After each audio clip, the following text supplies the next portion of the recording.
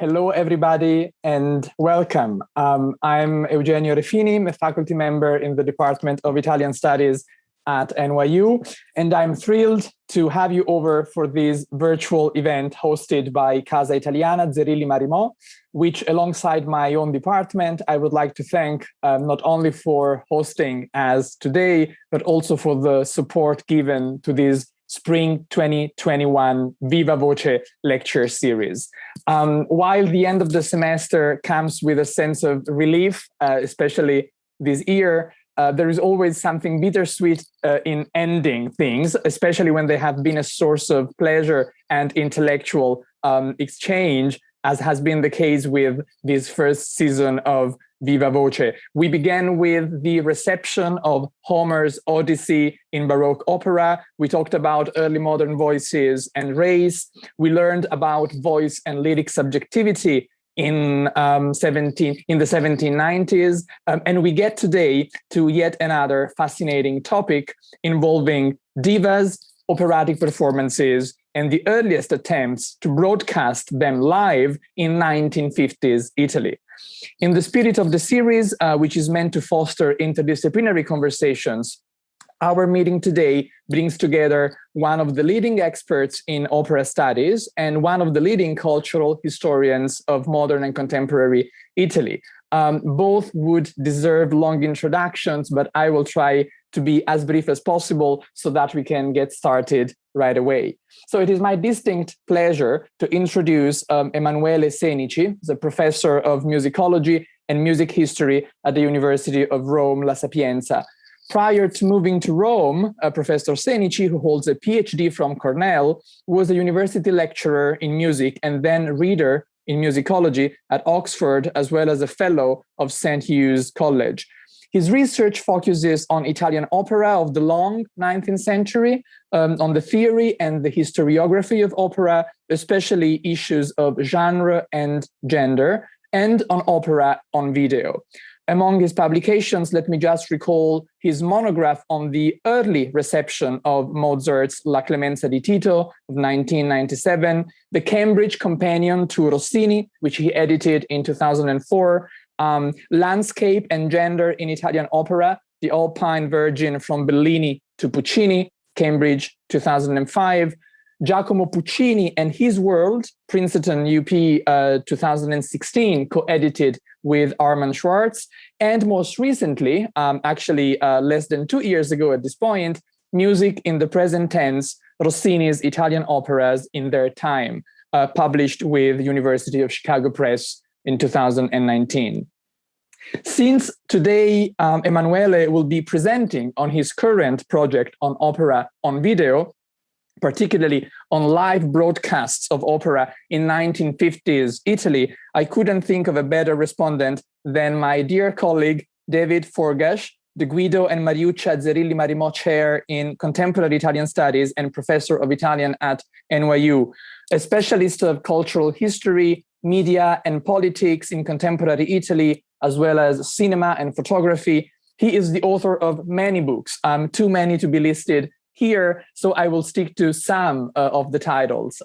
Mass Culture and Italian Society from Fascism to the Cold War with Stephen Gandol, Indiana University Press 2007, Italy's Margins, Social Exclusion and Nation Formation since 1861 with Cambridge 2014, and published earlier this year, Messaggi di Sangue, la violenza nella storia d'Italia, La Terza, 2021. As usual, the talk will be followed by the response, and then we will open the floor for Q&As. And you're very welcome to drop questions in the Q&A box, which you can see down here on the Zoom screen. So without further ado, please join me in welcoming Professor Emanuele Senici, presenting today on Dancing Divas, Bellini's La Sonnambula on video in 1950s Italy. Welcome, Emanuele. Thank you. Thank you, Eugenio. I'm really grateful to Professor Refini for inviting me to offer this talk, and to Professor Forgacs for responding to it. I should also mention that I'm a musicologist and may have inadvertently omitted to explain terms and concepts that may not be previously known to non-musicologists. I apologize in advance if I've done so, and by all means, ask me about them either during the talk or at the end. Also, I use the word video to mean any kind of audiovisual object on any medium, not just video cassette or video on a physical support, as used to be the case in English until recently, perhaps still is. I believe Professor Forgacs will have something to say about this during his response. But for the moment, let's say when I say video, I mean any audiovisual object. 1950s Italy was a very fertile ground for opera on video. Cinema had flirted with opera on and off for half a century, but had not yet committed to filming works in their entirety and with sound, in Italy or elsewhere, until the mid-1940s, which saw the establishment of the Italian so-called cineopere. About 20 were released over a decade. It was in Italy then that whole operas could be heard and seen outside theaters on a somewhat regular basis for the first time in history. What is more, Italian television showed a keen interest in opera right from its inception. RAI, the State Broadcasting Corporation, began transmitting whole works live from their studios, only the visuals, the audio was pre-recorded, soon after the start of regular programs in January 1954. For a few years, live studio broadcasts would appear regularly, up to 11 each in 1955 and 1956. Early Italian television also occasionally ventured into theaters for live relays, though always of single acts only. Okay, here is my PowerPoint, and here is my first slide. The first time television conquered the bastion of La Scala, to echo the media discourse on the event, was on the 8th of March, 1955, for Act 1 of a new production of Vincenzo Bellini's 1831 opera, La Sonnambula, staged by Luchino Visconti and starring Maria Callas, as she was billed at the time, as Amina, the protagonist. Significantly, La Sonnambula was also one of the very few operas to have been both filmed and broadcast from TV studios. In 1952, one Cesare Barlacchi directed a cine opera with a certain Paola Bertini as Amina, lip-syncing to the pre-recorded voice of soprano Fiorella Ortiz. 4 years later, La Sonnambula was broadcast from the Milan RAI studios. Mario Lanfranchi directed Italian-American soprano Anna Moffo, lip-syncing to her own pre-recorded voice. These three Sonnambulas afford a prime opportunity to observe opera on video from a perspective both historical and comparative, still an unusual conjunction for this kind of study. Unfortunately, though, RAI did not think it worth wasting costly film in order to archive broadcasts from external locations, and therefore that first act of La Sonnambula from La Scala vanished into thin air. Despite this for us painful loss, today I hope to demonstrate that the Scala broadcast rightfully belongs to an investigation of opera on video at the time when it became widely available on different media for the first time in history. The reasons for this inclusion concern specifically La Sonnambula and will help us discuss the relationship between these different media and the bodies of the actors, singers they mediated, the focus of the second part of my paper. For the moment, though, I would like to concentrate on a specific issue brought to the fore with particular force by the two videos we do have. The different ways in which these videos acknowledge or disavow the fact that La Sonnambula is an opera, originally conceived for performance in a theater. Obviously, the initial moments are the most revelatory in this sense, and therefore it is on them that I'm going to focus. Barlacchi's cine opera heavily manipulates and cuts Bellini's score in order to begin with a choral song in Helvetia non va rosa, a piece of diegetic music during which the director has several couples dancing away merrily. As a result, For its first 5 minutes or so, this Sonnambula could well be a normal film, not a cine opera. A film with a lot of music, sure, but all of it justified diegetically. There is no attempt to acknowledge the operatic origins of the story, unlike in other cine opera of the time. The act of remediation on the part of the Sonnambula is entirely transparent, at least initially. The filmic interface attempts to hide itself so that the viewer is not aware of confronting a medium mediating another medium, but instead stands in an immediate relationship to the contents of the original medium, without a frame, so to speak. This initial transparency and this effort toward a filmic normalization of La Sonnambula, however, fail adequately to prepare viewers for the arrival of the thing that makes opera opera, non-diegetic singing.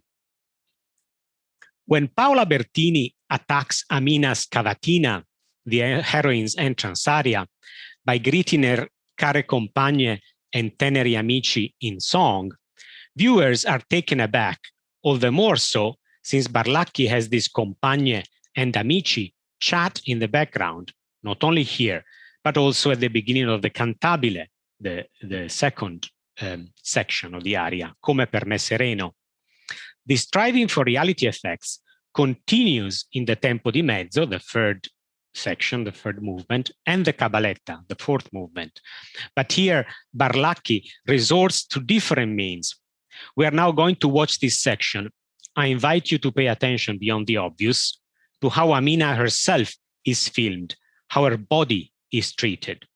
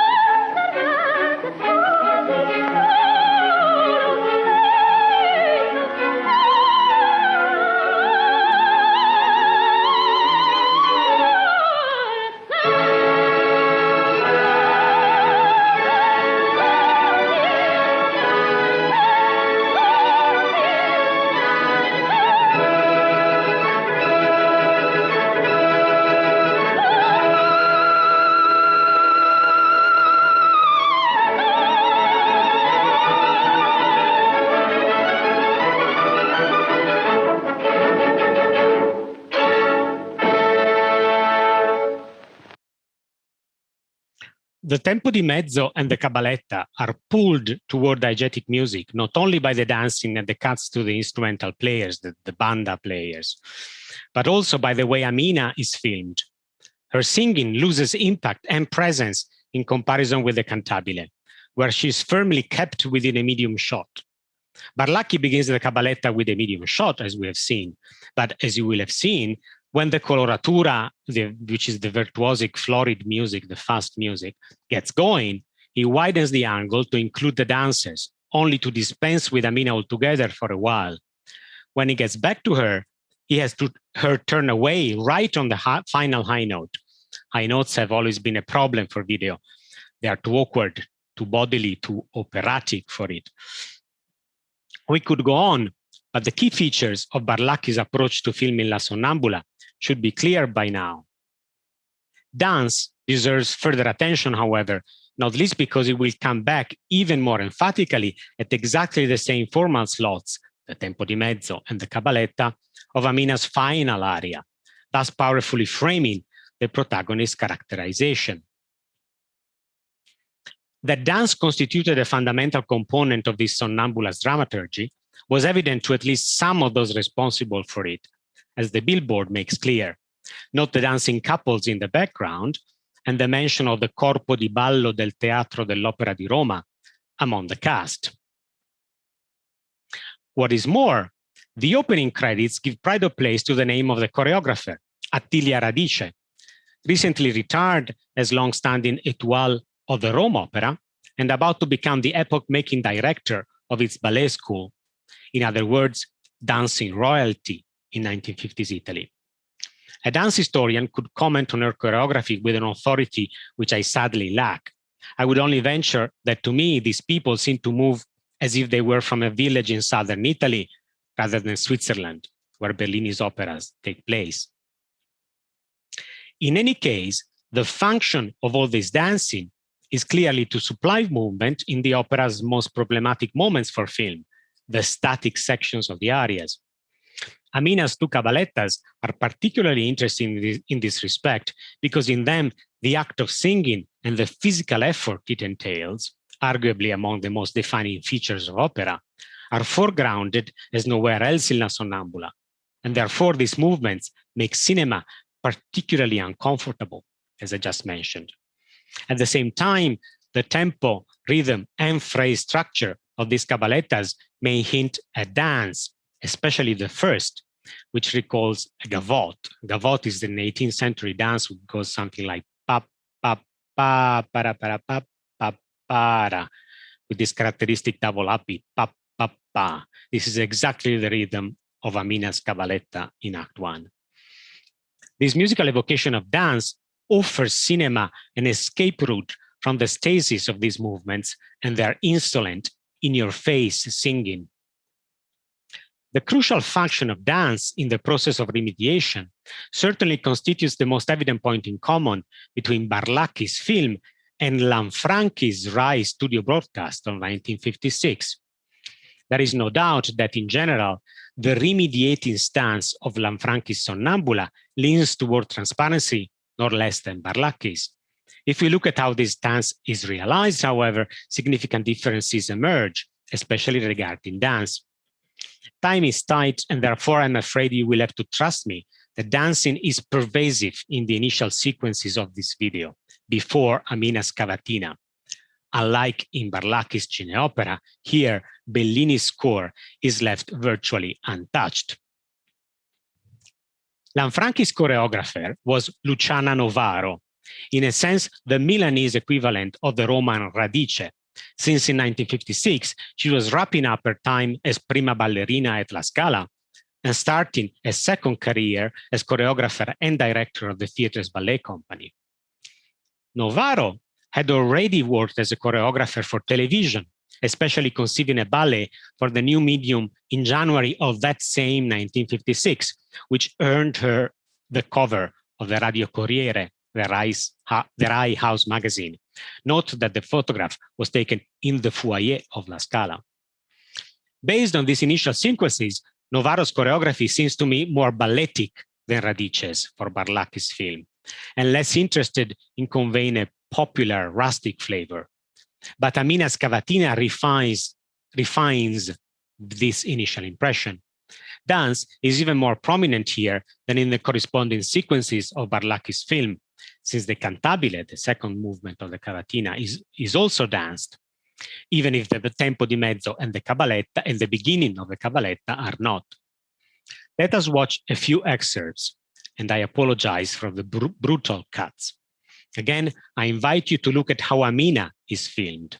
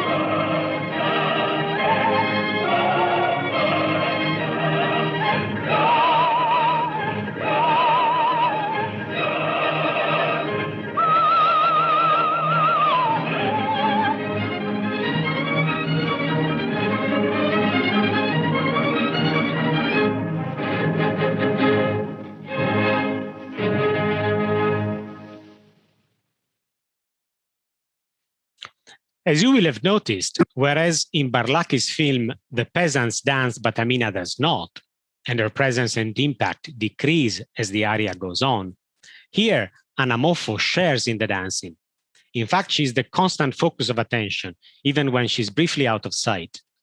In a sense, Moffo's constantly moving body seems to generate the music itself, perhaps nowhere more clearly than at the high note at the end of a cabaletta. Like Bertini in Barlacchi's film, Moffo is shot from behind, but here, at the exact moment when she hits the high note, the male dancers lift her up and carry her on their shoulders, thus highlighting her bodily musical work, even while avoiding filming her face. This is the entrance number of Amina, the character, sure, but perhaps it belongs even more to Anna Moffo, the interpreter, the diva whose appearance is eagerly awaited and who eventually graces us with her presence, regaling us with an extended and exciting sequence, literally all singing, all dancing. Similar considerations could be made for Amina's final cabaletta, staged by Lanfranchi as the triumph of the singing and again dancing diva. We should not be surprised then that Moffo graced not only the viewers of her Sonnambula, but also the cover of the issue of a Radio Corriere for the week that included the broadcast of the opera. But exactly what kind of diva was Moffo's Amina? Several different models of divadom coexisted in 1950s Italy, associated with different media and with different genres within this media. Video in opera, the genre for which the word diva was invented and through which it entered the English language, meant having to reconceptualize the older operatic diva for a new and complex media landscape. My suggestion is that both on and off screen, Moffo resembled the new type of diva that was being fashioned by Italian television precisely in the mid-1950s, especially as the female protagonist of the variety show. Not, then, the typical prima donna of the older theatrical varietà, who, like the hugely famous Wanda Osiris, slowly descended the staircase distributing roses to the boys around her and then sang a sentimental song.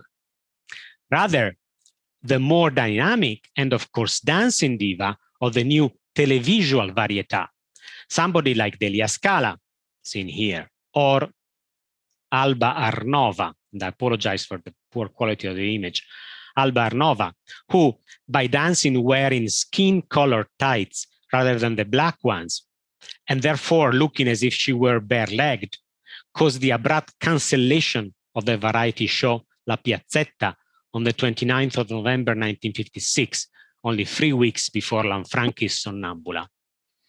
The third and last episode of the show, because after showing the bare legs of Alba Arnova, the show was closed down. This new television diva stood apart not only from the older theater prima donna, but also from the contemporary film star. As Stephen Gundel has argued, the dominant type of Italian film diva in the 1950s, the so-called maggiorata, which may be translated shapely, I quote, offered a certain raw earthiness that seemed natural and unspoiled. Maggiorata emerged due to films that situated them in rural location and disguised them as peasants. In this way, a connection was established between young women and the landscape that endowed the former with symbolic resonance. Television, on the contrary, promoted a slimmer, more dynamic, and as it was perceived at the time, more modern type of femininity, of which Delia Scala and Alba Arnova were early representatives. This new televisual femininity was perceived as more northern, not only because it was allegedly inspired by social cultural models coming from northern modern countries, including the United States, where Moffo was born and raised, but also because Rai was based mostly in Milan and was perceived as predominantly northern, whereas the Italian film industry revolved around Rome. Anna Moffo was not bare-legged in Lanfranchi's La Sonnambula, of course, but the way she moved and was videoed aligned her with the new slim, dynamic, urban, modern, northern television divas, rather than their more established, shapely, static, rural, traditional, and southern cinematic sisters, to whom the protagonist of Barlacchi's film, Paola Bertini, can be more justifiably compared instead. This is yet another instance of the old Milan-Rome duality that has dominated Italian society and culture since the late 19th century. But Milan is also where La Scala is located, of course. And La Scala is where Luchino Visconti had recently and dramatically slimmed down Maria Callas appear as Amina, the ballerina. Here we have one image from that production, and here is another one. Visconti drew inspiration from images of 19th century ballerinas, specifically Marie Taglioni in La Sylphide, a landmark of romantic ballet, premiered only 1 year after Bellini's La Sonnambula, 1832, which was itself based on a French ballet pantomime. In a sense, then, Visconti brought the opera back to its original sources. I would suggest, however, that Visconti's historical inspiration was itself inspired by the new sylph-like body of Callas. What is more, this body was explicitly framed as the body of a diva, most powerfully during the final cabaletta, while Callas was standing in the footlights, first the stage and then the auditorium were progressively lit up. Paraphrasing Visconti's own words, this Amina was not a poor peasant girl, as in the opera, but rather Maria Callas, the diva, playing a poor peasant girl. The 1955 Sonnambula is curiously overlooked in discussions of Callas's weight loss, a topic that has recently received a certain amount of musicological attention. And yet, it was here that Callas's new, slim, dynamic, modern body took center stage for the first time. This body, I would argue, was also televisual and Milanese, not only because it was broadcast live by Milan-based RAI, but also because we know, from evidence that I have no time to discuss today, that Callas was fully aware of the demands placed by early television on the bodies of female opera singers well before the Scala Sonnambula. It was in fact Visconti himself who had called Callas's attention to such demands. There is no evidence that Amina danced during Visconti's Sonnambula, and I'm certainly not claiming that Visconti costumed Callas as a ballerina because he was aware that an act of the Sonnambula would be broadcast on TV.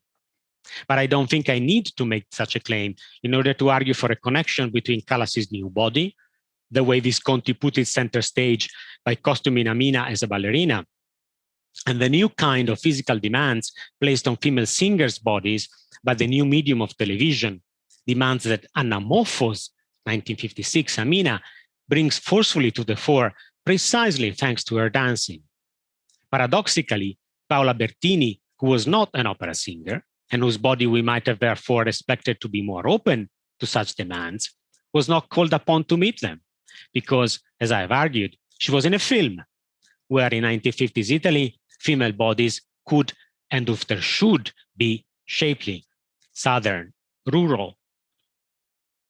Today I've discussed, on the one hand, the process of remediation of La Sonnambula by film and television in 1950s Italy, and more specifically the role of dance in this process, and on the other hand, the potential connections between this remediating strategy and the movements and bodies of the interpreters of Amina, the opera's protagonist. This double focus suggests several possible conclusions or better directions for future research, reflection and research. As far as remediation is concerned, the potentially different instances of film and television working side by side in 1950s Italy for the first time in history repay scrutiny, especially if we take into account factors usually sidelined, such as cultural geography, as well as the different generic context in which opera videos found themselves located. Barlacchi's Cineopera and Lanfranchi's studio broadcast suggest that much is gained by looking beyond general categories such as transparency. Both these videos are transparent to the original theatrical nature of the opera they mediate. But whereas Barlacchi's film seems embarrassed by the fact that La Sonnambula is an opera, Lanfranchi found a medial context, the TV variety show, in which to place his studio broadcast and through which he could somehow take on board the operaticness of La Sonnambula and pass it off almost as natural, as if the opera had been conceived for television. In this sense, it probably matters that the variety show had been a theatrical genre before being adopted by Italian television as soon as regular transmissions began. Not the least among the consequences of this generic recontextualization, at least for music historians, is the fact that television showed Italians La Sonnambula complete, something that did not normally happen in theaters at the time. For example, the Sonnambula at Scala by Visconti with Callas, conducted by Leonard Bernstein, was rather heavily cut, as was standard in Italian theaters at the time. Film, on the contrary, could not cope with the dramatic pace of opera, at least early 19th century Italian opera, and had to cut significant portions of the score, way more than it was usual in theaters at the time. When it comes to opera then, in 1950s Italy, we encountered not only two different media working side by side, film and television, but also two different kinds of public. At least for the Rai executives, the cultural level of the Italians who watched television was higher than that of those who went to the cinema. The exact opposite of what would happen from the 1960s onward, and is still the case today. I suppose that both Barlacchi's film and Lanfranchi's TV broadcast should be considered middlebrow, since in both cases a high genre like opera meets a mass medium. But quite apart from the problem of placing opera automatically on a high cultural level in 1950s Italy, the remediating strategies of Barlacchi's Sonnambula tend toward the lowbrow, I would say, while Lanfranchi's appear aspirational. Still middlebrow, sure, but proudly so. Proudly middlebrow strikes me as a locution that encapsulates the 1950s in general rather nicely. The social and cultural work of the ever more widespread videoing of opera by both film and television in post-war Italy, however, went beyond the videos themselves, as we have seen. The case of La Sonnambula alerts us to the impact that this media might have had on the bodies of singers, especially female ones, even at this early moment of the history of opera on video. This moment is particularly interesting in this respect because the concurrent and systematic engagement with opera on the part of two different media, never witnessed until then, presents us with a unique comparative perspective. Maria Callas apparently said that she decided to undergo a radical dietary regime because she wanted to look like Audrey Hepburn in Roman Holiday, William Wyler's romantic comedy released in 1953, precisely the year when Callas started dieting. But 1950s Italian cinema preferred other types of female body, as we have seen, including when it came to opera. It was instead television's small screen, really small, in the 1950s, that promoted the modern, northern, dynamic body displayed by Anna Moffo in Lanfranchi's La Sonnambula. The impact of film and television on opera has not been discussed only in terms of bodies, though, but also voices. As a concluding gesture, then, I would like to return to Callas, circling back one final time to dancing, ballerinas, and their bodies, but this time adding voice into the mix.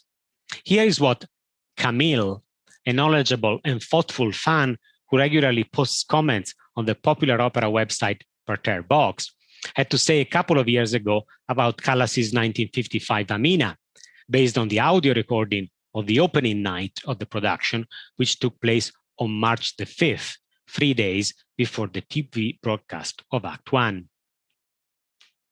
And I quote, Amina is usually portrayed in pretty pictures, but is this girl with a past who then gets royally jilted in front of her entire social world. The unique plangent qualities of the Callas voice bring these sides of Amina out to great effect.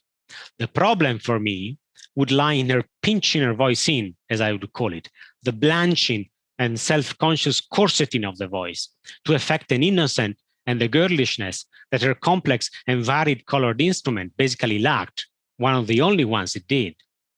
It becomes a little too much stylized, artificial, and sounds vitiated at times.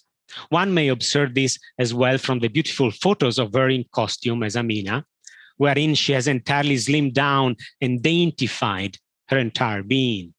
A ruthlessly dedicated act of artistic ambition, which did achieve its goal visually. But at what cost? End of quote. I'm certainly not going to get myself into trouble by trying to argue for or against a vocal blanching on the part of Callas, though I believe it happens, especially in her two caballettas.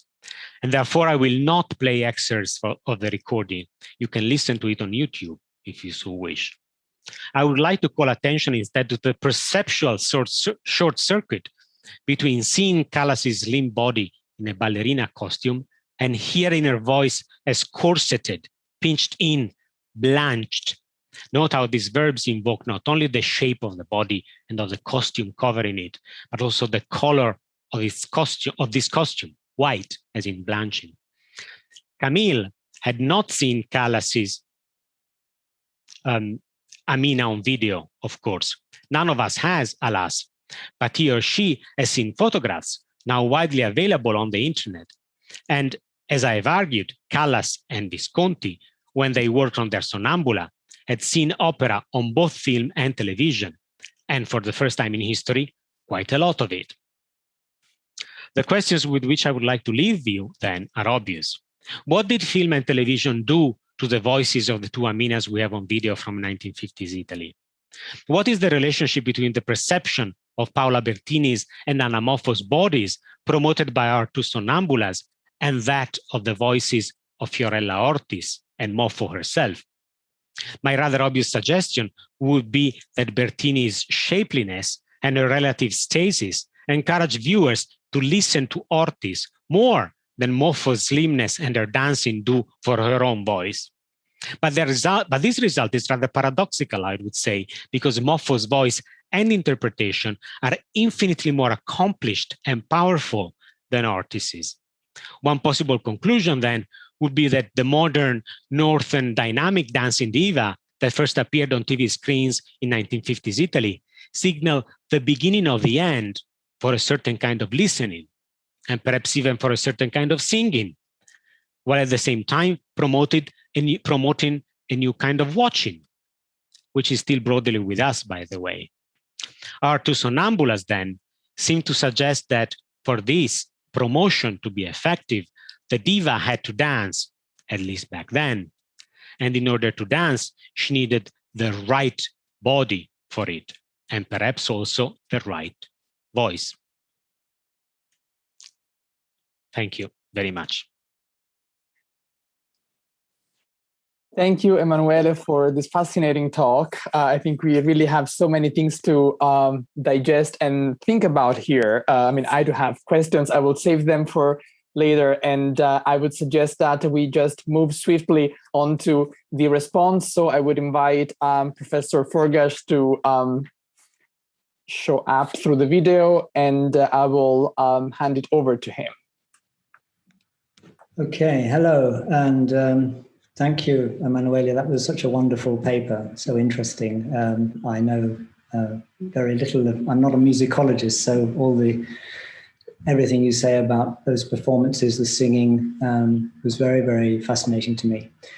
So I come to this from a very different kind of disciplinary perspective, or set of perspectives. I mean, I'm a media historian, essentially. I suppose I'm another kind of historian as well, but I've done a lot of work in media history.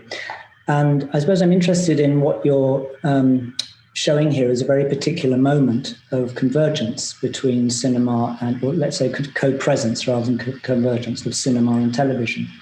The regular television broadcasts start in Italy on January the 1st, 1954. Pretty much by the end of 1954, or early 55, most parts of Italy have got access to television broadcasts, although of course private ownership of television sets is relatively small still.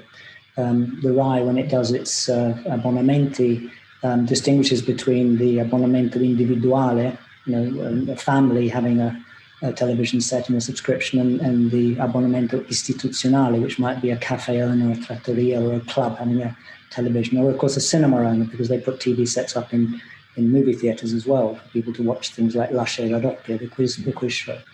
So, it's a very exciting moment you're capturing here, the sort of mid-50s, second half of the 50s, when television is new. And it's also very experimental. I mean, the RAI, which I suppose lately hasn't got a great, hasn't got a very prestigious reputation in terms of world television, simply because of what's happened since the early 90s, or let's say the late 80s, was, a great experimenter with television in the 1950s and 60s. I'm thinking, if I can just hop a little bit forward here, I think in 1967 there was that wonderful production of The Nutcracker, by Giorgio Albertazzi, which, and I think this is relevant to what you've been talking about, which very boldly mixed the Tchaikovsky score and the dances with bits of popular song. So they had, an African-American singer and performer doing a kind of rock version of Jingle Bells, and they had various people coming in. This was a wonderful piece of postmodern pastiche, and with great camera movements and dissolves. It was technically very brilliant, and that was done, I think, late 60s. But what I'm saying, I think, is that Rai quite early on was doing experimental stuff with musical numbers and with variety shows. So I want to keep this brief, and I thought I might just focus on a few points of reaction, really just picking up things I found interesting. I don't have any criticisms of what you were saying. I would just like to somehow take the discussion into a few areas that I know a bit about and I think are worth reflecting on. The first one is a reaction to your conclusion about the body, the voice, and there being what you called an epochal change in the ways of listening. Incredibly interesting. I think what you're suggesting, if I've understood it, is that as television really didn't just made opera divas slimmer, kind of forced them to be thinner, because that was the sort of televisual model of feminine beauty and a performer's beauty, which hadn't, of course, been the case in the theatre, in the musical theatre, or even in the straight theatre at that time. And it wasn't so much the case in cinema. I think you're right to say that in 1950s cinema, and this is true, I think, not just in Italy, but also in Hollywood. I mean, in some ways, Audrey Hepburn, who, as you suggested, I think I've heard this story before, Maria Callas said she saw Hepburn in Roman Holiday, which was released in 1953, and decided that was the kind of body she wanted. So she lost this huge amount of weight in, was it 2 or 3 years? She just transformed herself into this very slim person. It's true that, of course, Hepburn was very skinny and was a Hollywood star and, of course, a fashion icon. But, of course, in the 50s, there was also Marilyn Monroe, who for most of the 50s was, would be considered by contemporary Hollywood standards overweight. She then slimmed down to right in the early 60s before her death. And, of course, there were thinner women in Italian cinema as well. They weren't all the sort of Lola Brigida, these so-called maggiorate. There were, for instance, Lucia Bosé, who was Miss Italia in 1947, and she was pretty thin, but very beautiful and had a different kind of beauty. So, I think that it's probably true that there was a kind of tendency for television to favor slimmer women, and that did probably come out of variety and dancing on television. But it's a really interesting point you're making there. And I think what you're suggesting is that then a new kind of watching of opera on television and developed, which was more attentive to movement, is that right, to dance, and less attentive to actually listening to the singer, which means that, and I think you suggest that it even transfers into the way people listen to operas later, even in theatres. That's very interesting, because kind of you get this mediation of opera into television, and then it kind of mediates back into the way people receive opera in theatres. I mean, that's an incredibly interesting point, and I'd love to see that developed in your later research in this area. Let me just go slightly somewhere else then after the point about body and the voice and this change. There are kind of one or two throwaway remarks which I found fascinating in your paper, and again I'd like to see where we could go with that. One is this problem of where opera was actually located socially in 1950s Italy. You say quite apart from this problem of placing opera on a high cultural level in the 1950s, and then you get on to talking about this question of the middle brow. But I've always been very curious about this, and I don't know who's done the research on this. I think it's well known that going to the opera in an opera house was very expensive. It was still considered very exclusive. And in fact, I think in that first slide you showed about the Rai broadcast of the first act of Sonnambula, which was, of course, this radically new thing for Rai to do. It took television cameras into a prestigious opera theatre, and it filmed the whole first act of an opera, conducted by Leonard Bernstein, Callas singing, and directed by Luchino Visconti. I mean, what a pity that we've lost that. I'd love to see that film. I mean, I don't think it's actually to do with the Rai, saving film. They didn't think about conserving recordings. The systematic recording of television, unfortunately, really didn't begin until the 1990s. Even the BBC, which famously has a very good archive of early film, and a sound archive going back to the 1930s didn't really record all that much for this in this period. So we've lost it. It's a lost work, like so many lost works in media history. But I'd love to know what it looked like.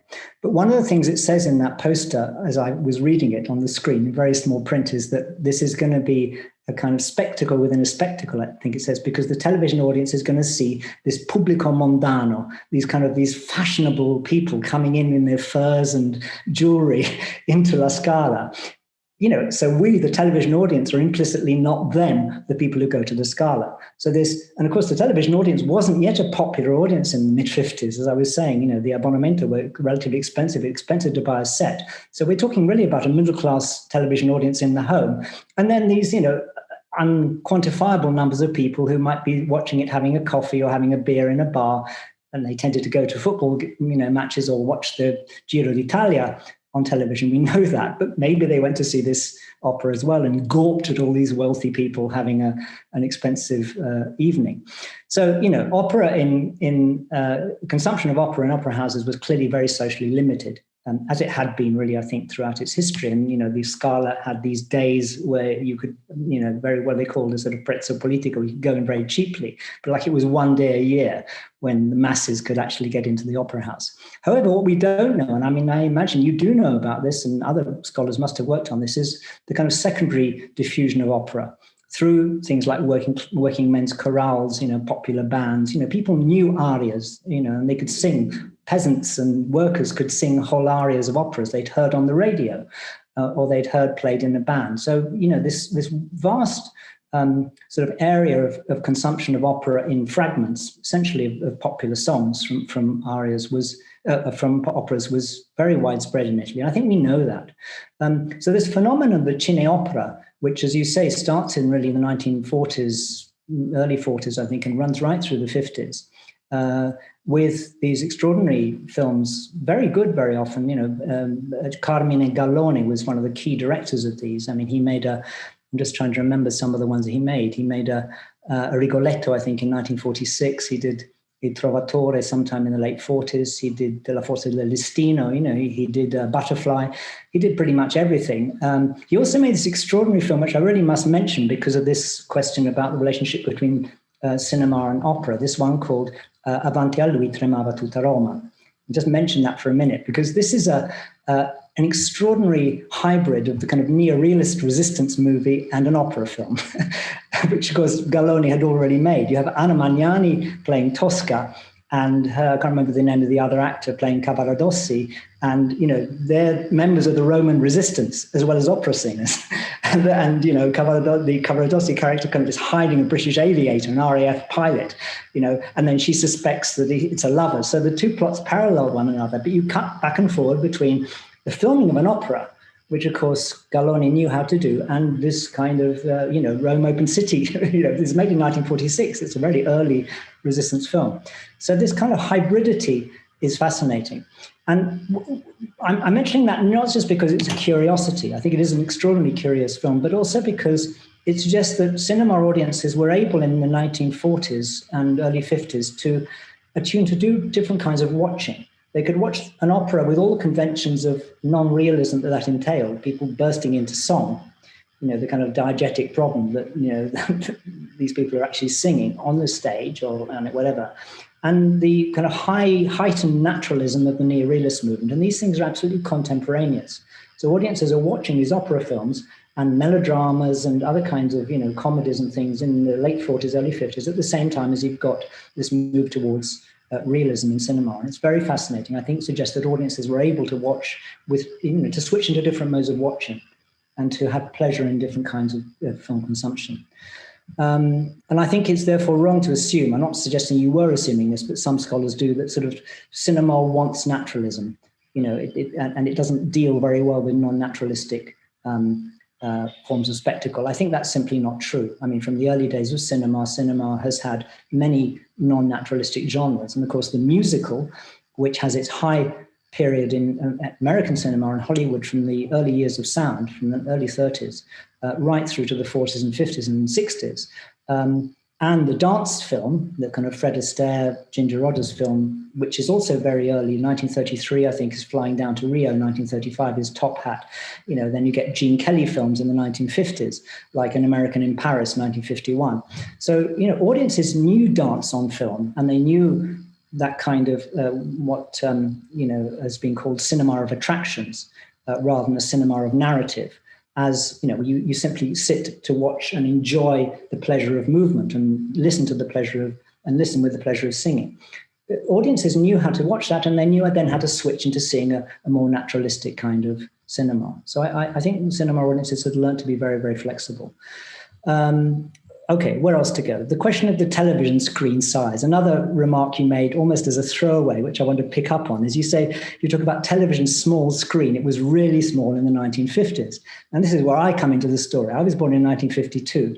My parents bought their first television in 1953, and they bought it like many British families, or with enough money, because they wanted to watch the Queen's coronation of the Queen in June 1953. I was 6 months old, and one of the early photos of me is sitting on somebody's lap watching this little, and the screen really was little. I think it was a 10-inch screen or a 9-inch screen in a Bakelite box. Now, 9 inches isn't very big, but Italian television, I think even the ones that were marketed in Italy in the 50s probably didn't go up to more than 12 or 15 inches, right? So I think the point here is you're staging a big dance number and a musical number for a little box. And however closely you sat to the screen, I mean, computer screens we use now aren't actually that much bigger than the old television screens, they weren't very big.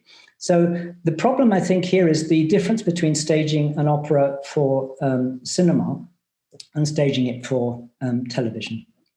And the interesting thing I noticed is that film clip, the film opera you showed, is much more static than the television version. The television camera is constantly moving around. I don't know if you notice this, but I think in the shots of in the film, when there's the dance sequences, it's entirely a static camera in a fixed position. There's 2 or 3 different camera positions, and as you say, it cuts to the musician, and then you've got these medium shots of Amina singing. But the dance numbers are all in this little frame. And cinema could do a lot better than that in the mid-50s. If you think they'd already made, An American in Paris, 1951, was this 13-minute ballet sequence shot by John Alton, the top cinematographer in the business, in Technicolor, with really complex camera movements, tracking, dollies, aerial shots, changes of lighting. It was a bit shoddy to do that rather, boxed in sequence in the 50s. Whereas the television one, the Rai one, is much more imaginative. The television is on a big television camera crane. It comes, swoops down, it goes in, it's moving around. So part of the pleasure in watching that is the pleasure of watching with a moving camera. And it does that, I think, partly to compensate for the smallness of the screen. If the screen is so little, at least you can animate the image by moving the camera around. So something about that, I think, would be interesting to develop, really, about the size of the screen. It really does matter. If you think about the way musicals developed in Hollywood, I think 1955, if I've got it right, is Oklahoma, which is the first musical shot in widescreen. And of course, you need that. You need to open up this big space, with its very, very long screen in order to have a good dance number. Think of the dance number in West Side Story, also shot in widescreen, when they dance America on the rooftop. Again, Leonard Bernstein, so let's bring him back in here. But, it's fantastic. It's all, and of course, cinema by that time, when it's gone into color, when it's gone into widescreen, television can't compete with it in the 50s and 60s and even 70s. Of course, now, after 2000, most people have widescreen TVs. Some people have these massive things that cover their wall. So TV screens aren't as they used to be. But really, up until the 70s, there are little boxes. And they're 4x3, it's a different shape. You can't do things wide. They're not in color in Italy till the mid-70s. So there's a really big media difference there. And I just want to touch on that. Where else to go? I don't think I have anywhere else particularly to go. Oh, yes, maybe the curiosity of the opera film. This is something I don't know a lot about, but what I do know a bit about is that movie audiences could hear operas on film as early as 1914 and 1915. In Germany in particular, where there was a lot of musical film in the teens, so in the first period of cinema, of long film, not short films, so up to 1910. there was quite a lot of opera on film, but also operettas. They all had different names. It was the Filmsingspiele, the Singfilm, the Gesangfilm. And about 4 or 5 or 6 of these were released every year between 1914 and 1927, 28. Now, most people who don't know about the history of cinema think that sound film starts in 1927, the Jazz Singer, and in Italy, the first sound film, so-called, is 1930. But it's not true that up until then, people didn't hear music or speaking on film. There were lots of technologies which developed, which synchronized a speaker, often a gramophone record or something, to a projector and to a camera. So you had synchronized sound, but what it wasn't was sound on film. It wasn't on a soundtrack, on a film strip. That doesn't come in until the end of the 20s, early 30s. So people have been watching operas or at least parts of operas on film, even in, the First World War. It went back a long time. And so I think what's interesting is really the kind of prehistory of this, how much really these film versions and television versions are building on an existing culture, also in terms of audience expectations about seeing an opera on a screen. It goes back quite a long way. In Italy, I don't know. I don't think there was the same capacity, because Italy was just less technically developed. It didn't have the technical kind of experimentation either of Hollywood or of Germany in the 1910s and 20s. So I don't really know about the Italy, but certainly there were operas on film that audiences could hear, really going back right to the 1910s. Okay, that's my contribution. I haven't got anything else to add. Just to say again, I thought it was such a wonderful paper, and I learned so much from it. Thank you, David. Thank you very much. I think, I would hand it back over to Emanuele if he wants to respond to the response briefly. And then we already have, questions coming up in the Q&A box. So I think we can move ahead from there. Okay, thank you. Thank you, David. I'm extremely grateful for your response. It's full of suggestions for future research, which I will definitely take up. On some things that you mentioned, I know something. On others, I am rather more sketchy in my knowledge. Rai experimenting. Yes, absolutely. With opera, the experimental moment lasts for about 4 years, between 54 and 57. And then, for various reasons, the broadcasting live from the Rai Studios, from Milan Rai Studios, comes to a rather abrupt end, and live broadcast from theaters picks up. But these initial studio broadcasts by no means adopt a standard stance, a standard attitude toward the job of film in opera. This Sonnambula and a few others are, as I said, transparent. They don't make any attempt to acknowledge the fact that we are watching an opera. Other broadcasts, other videos of operas from the Milan studios try all sorts of different ways. For example, in one, you have the entire Rai Milan orchestra playing in a studio during the overture. They actually shoot the orchestra playing. And then you have the transition into the action. In other cases, they start by filming a curtain, a theatrical curtain, that then slowly opens up and the camera brings you into the world of opera. So acknowledging the theatrical origin of the genre. And also at the end, the camera moves back and the curtain comes down, and that's the end. And we are grateful to Rai for bringing us to the theater. None of that happens in this Sonnambula, but it's really extraordinary because different directors, the most interesting and remarkable is not so much this Mario Lanfranchi, but Franco Enriquez, who was also a theater director, a regista. And he tries different ways of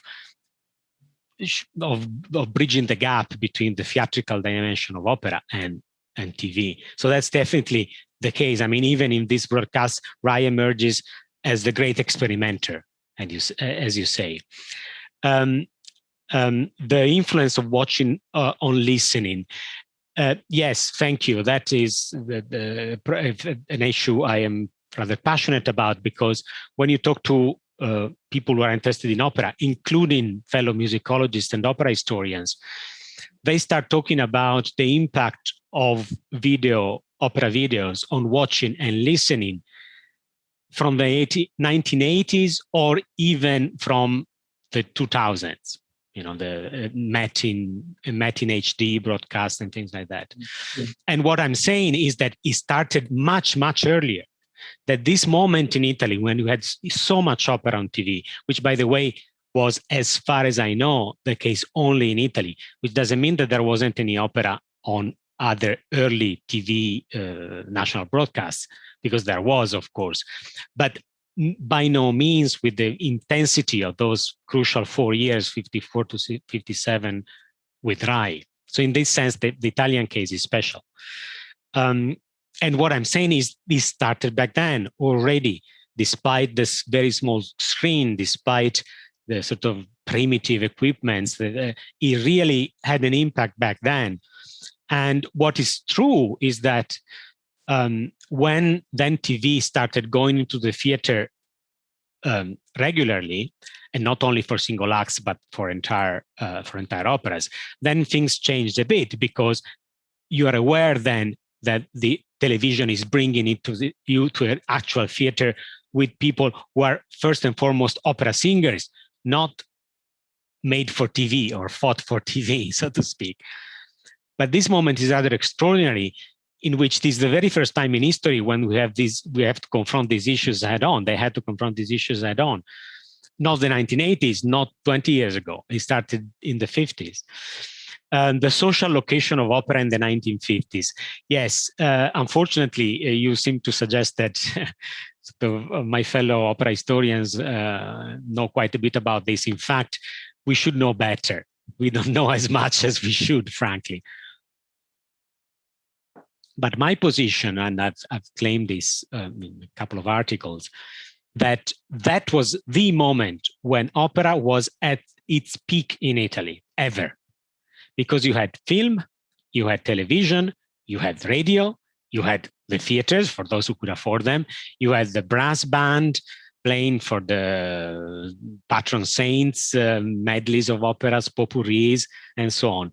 The 1950s, in this sense, is really quite extraordinary, because you have opera coming at you left, right, and center, in the sense, in different media, different strata of society, not before and not afterwards, because during the 60s, for example, Rai broadcast only operas from theaters, but much less frequently. I mean, as I said, in 55 and 56, we have 11 operas per year, once a month, more or less. And that in 1972, the grand total of operas broadcast by Rai was 2. That was the nadir, the lowest moment. So the 1950s is, in fact, especially in this respect, is when the opera is spread out in most widely, I think. As for the systematic recording of TV, what we have is almost all of the Rai studio broadcasts, and as far as I know, none of the broadcasts from theaters until 58. 1958 is the first year when they started recording operas in theaters for later broadcast. So they had to put it on film. It was still filmed in 1958. And therefore, some have survived. The one that everybody mentions with respect is the famous Naples Forza del Destino with Callas, with Tebaldi, Corelli, and so on, which was, interestingly, we know of it because it was later released on DVD, but it was never broadcast because they got the lighting wrong. It was too strongly lighted, just too vividly lighted. So you have an almost white screen at times, white and slightly grayish, but it was never broadcast at the time. So those the systematic recording was there only for the studio broadcasts. It it didn't happen for the broadcast from theaters unless they meant to broadcast it later. And again, it was not systematic, as far as I can tell, until the 70s, probably. Of course, sort of magnetic tape made things much easier, but still, I was cavalier about what they kept of things that they had not produced in-house, so to speak. I really appreciate, I'm very grateful for your point about audiences being able to appreciate different kinds of films, different kinds of generic and sort of conventions. In fact, and it's just a vague idea, I have to verify this, but my impression, what historians say about the flourishing of cine opera in the later 40s and 50s is that they were quite successful as a box office, really quite successful. And they were done on the cheap. You can tell, it was really sort of, money-making schemes. But one advantage that they had, it was that there was no American competition. Italian cinema suffered after 45 from the arrival of Hollywood. But in this case, it was an homegrown genre, so to speak. In that respect, similar with neorealism. They were two native Italian genres in a sense. When there was no competition, or almost no competition from abroad. But of course, there are polar opposites in all sorts of ways. They're radically different kind of films, and yet, as you say, audiences were able to appreciate both. And the case of Gallone's Avanti a lui tremava tutta Roma is very telling, because there you have the two genres brought together, and the film was really quite successful at the box office. People went, and they could clearly appreciate Toscan on the one hand, and the history of resistance on the other, being brought together. The small screen is also, I'm afraid I've never really sort of taken on board the issue of screens. But as you say, while you're absolutely right, whereas film could afford a static shot, a static camera, and taking in movement that then would be projected on a big screen. On television, you needed movement. Otherwise, the small screen in black and white with poor definition becomes almost unreadable at times. And there are moments you can see there are moments in this studio broadcasts when directors are not as successful at creative movement and as in the clips that I've shown. I mean, some of these broadcasts are really, they were live, and you can tell. At one point in Act 2 of Traviata, done by Enriquez, December 1954, the baritone is singing an aria to his son, the tenor. The tenor is sitting down, and the baritone sings at his back. Carlo Tagliabue, fantastic baritone, opens his mouth and brown chocolate pours out. But not an actor, not a TV actor, not in any way an actor. What does he do? He was probably in his late 50s. He had been singing in theaters forever. He stands there and closes his eyes and sings with his eyes closed. To make things worse, the tenor, in order to act out his desperation, puts his head in his hands like this. So you have one face with his eyes closed, and the other you can't even see the face, and you can imagine the panic on Franco Enriquez's part. Oh, what do I do now? And nothing. You have minutes of this unreadable, boring, static, frozen moment with this guy singing with his eyes closed. So you don't know where to look at. In this sense, the small screen created huge issues, and they tried to overcome them in different ways, and they were not always successful at this. And finally, about the opera, the history of opera film in Italy, it's complicated. I'm not so sure about silent film. I should look into it more. There were certainly a lot of films based on operas, quote unquote, officially based on the literary sources of operas, but of course marketed. I mean, the connection would have been obvious to audiences, but whether they experimented with gramophone records or things, I don't really know. What is interesting is the first period of sound cinema. Throughout the 30s and the early 40s, there were no cine opera as such. Opera was never filmed, sung from beginning to end. What you had was a few early instances of these parallel operas, like Avanti lui tremava tutta Roma, but I don't know much about them. Or you have what scholars call prose operas, meaning a mixture of singing and speaking, mostly speaking, but with the three famous arias, say, sung out, in song. This opens up another problem, which I think needs to be addressed more specifically than scholars have done until now. And I'm not a film scholar, so I have to rely on them. And that is the relationship between opera and fascism. Because the standard position seems to be that Luigi Freddi, I forget his title, but he was the general director for cinematography with Minkul Pop or something.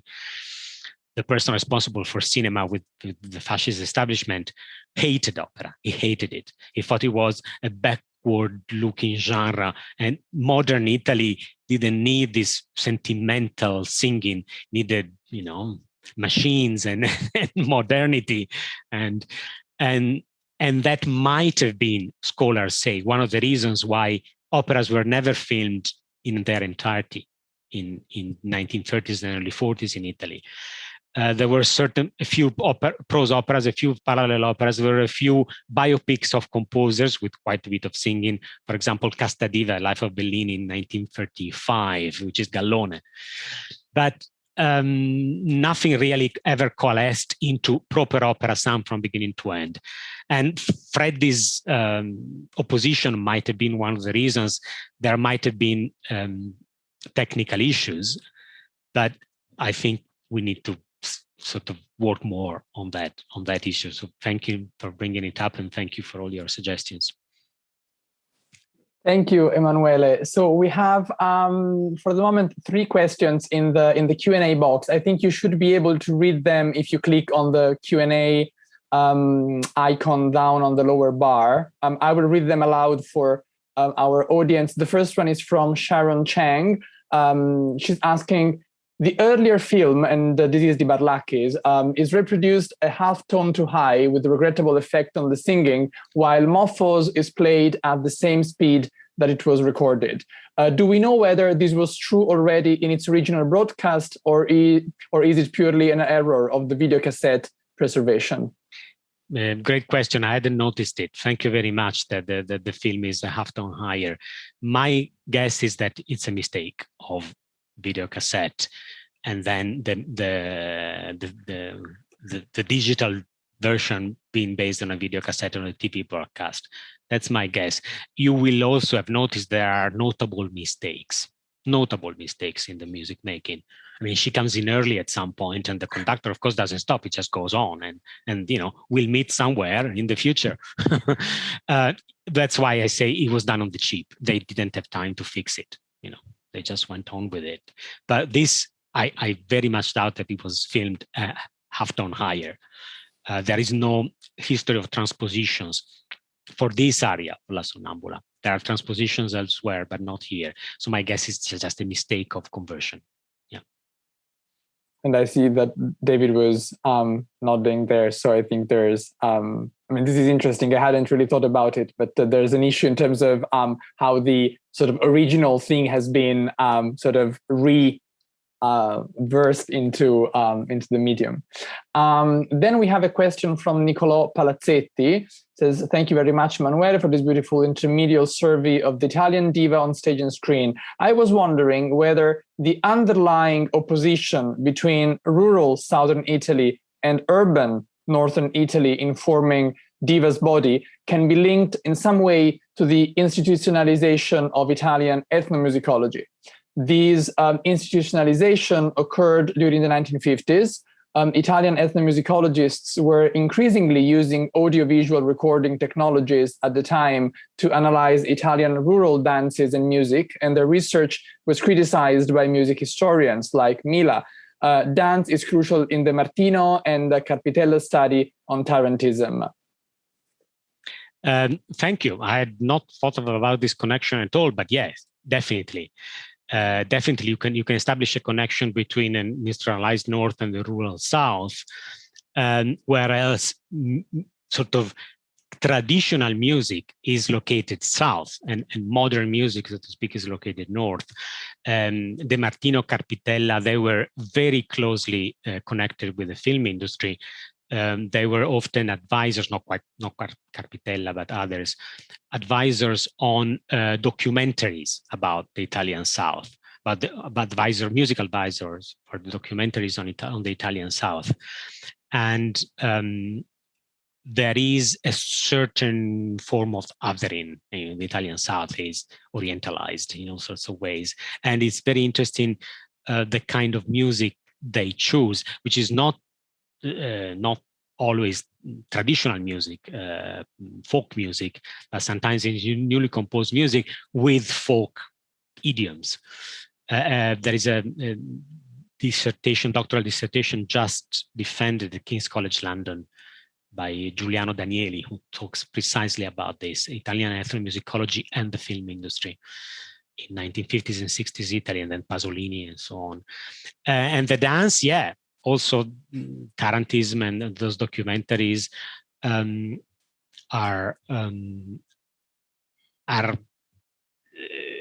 there is a way in which these moving female bodies belong to a culture that is ours but not quite ours. There is a ambiguous, ambivalent relationship to this South. In this case, though, what I would say is that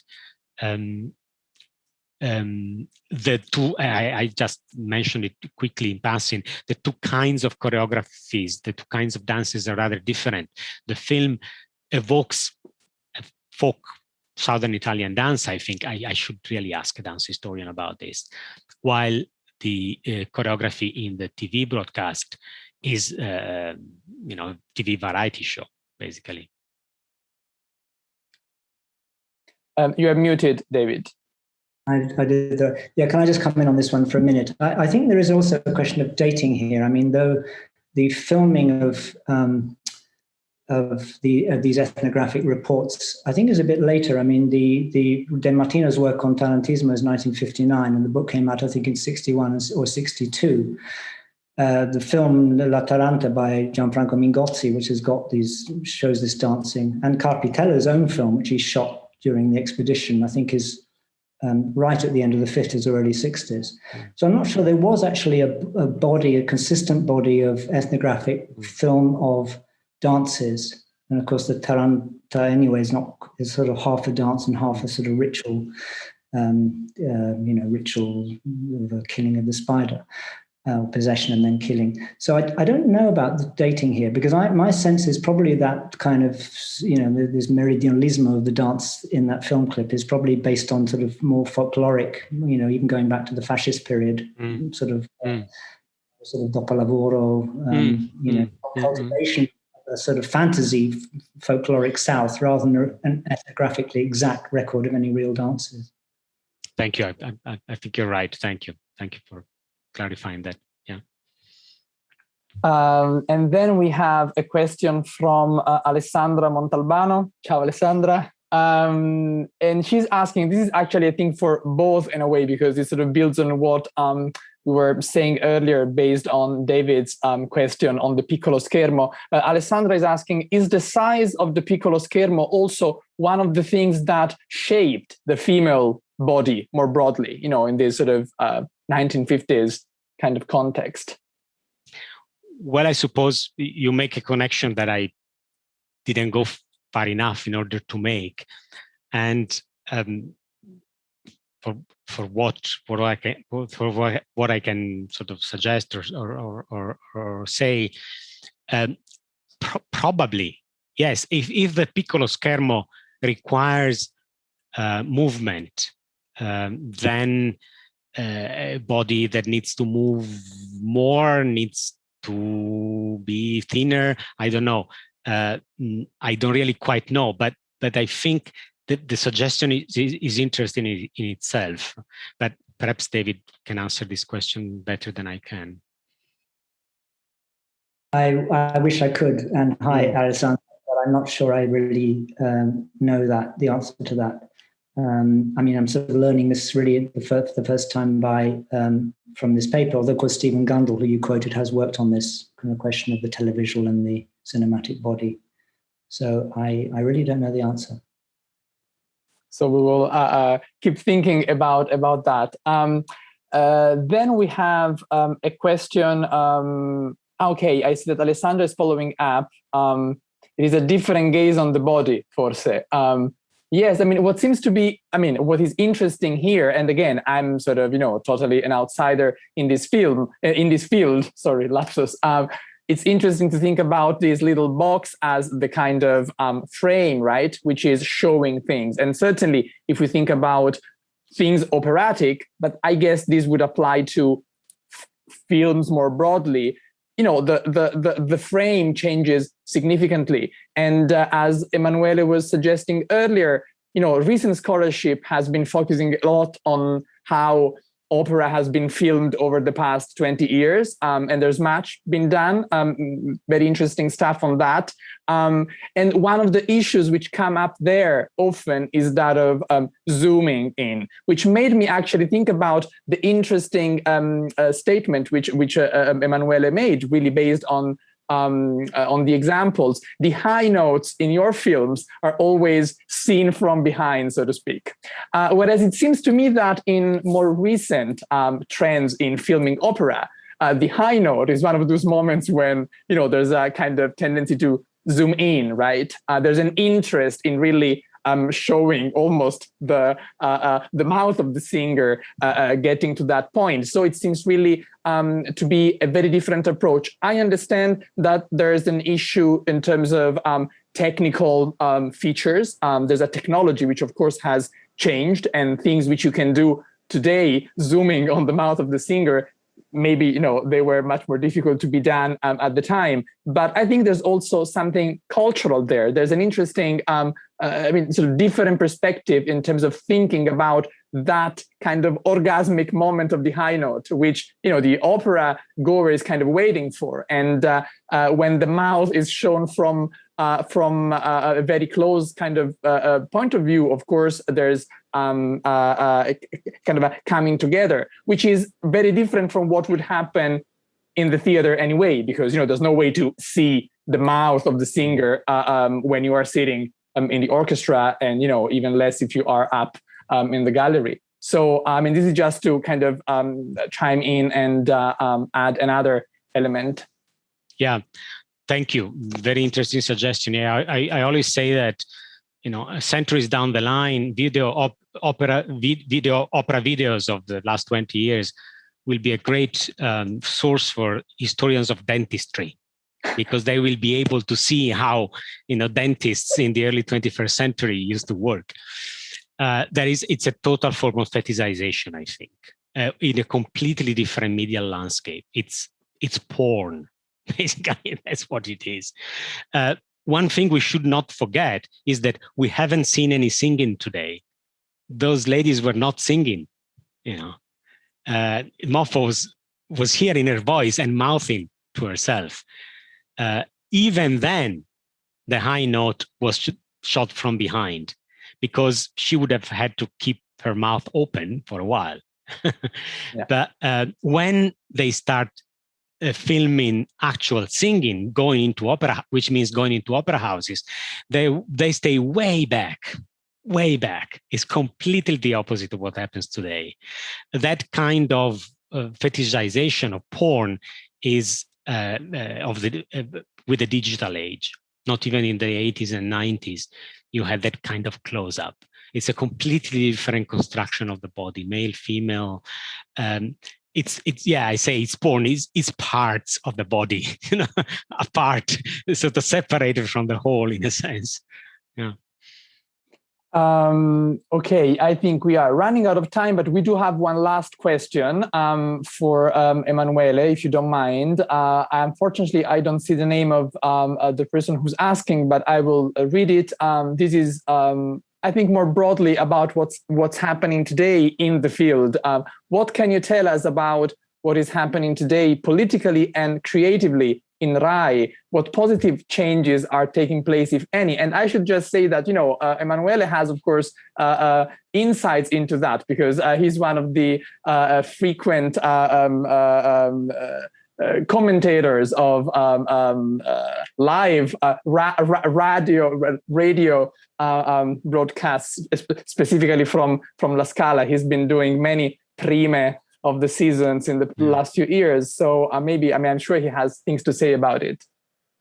Well, I was going to say great question, but I am absolutely the wrong person to answer that question. I'm a historian. I don't do the present.